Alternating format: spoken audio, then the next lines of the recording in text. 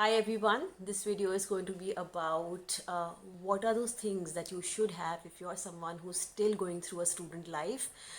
So I think this video will be relevant for all the students, for all the children, and for all the parents who are very worried about what nutrition should go in a student's body.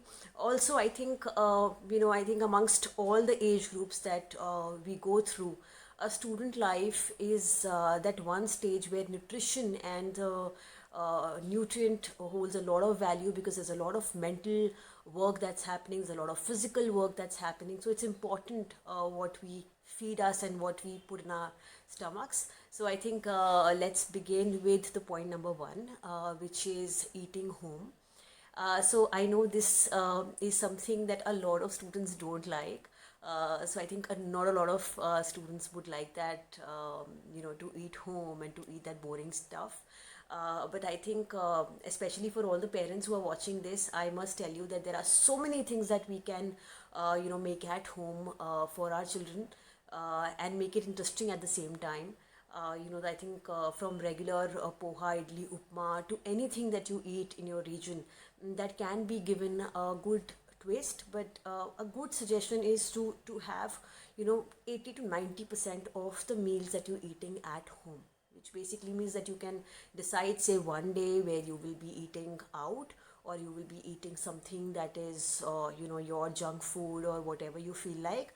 But try and have all your meals at home. um, Nutritionally, it is very very important, because the lesser amount of preservatives and chemicals and packaged foods that you put into your body, the better it is for your mind and for your brain, especially now when your exams are going to come. And this is the time when you need all that concentration, this is the time when you need all that mental balance. So I think eating home is very important.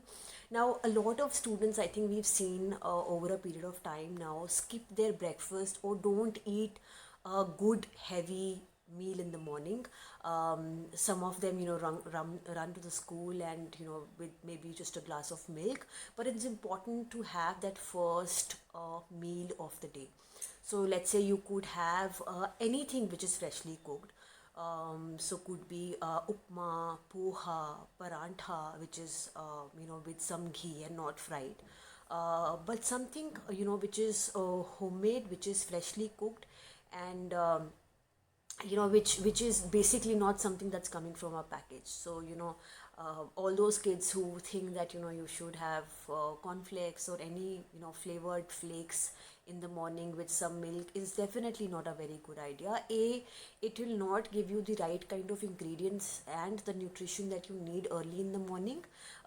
B It has a lot of unnecessary sugary stuff, it has a lot of unnecessary preservatives and chemicals, which is not going to be very healthy for your body. So if you're someone who thinks you need to be strong in your game, you need to really go out and play well, you should have your breakfast or the first meal of the day at home and have it nicely, have a heavy meal in the morning.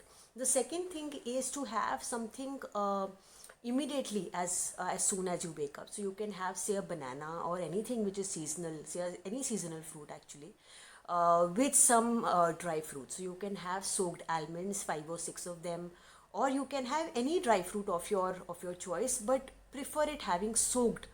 So you can tell your parents to soak it in the water, or you can do it yourself. But have some dry fruit in the morning along with some fruit as first thing in the morning. The another important thing is to have your fixed meal timings throughout the day.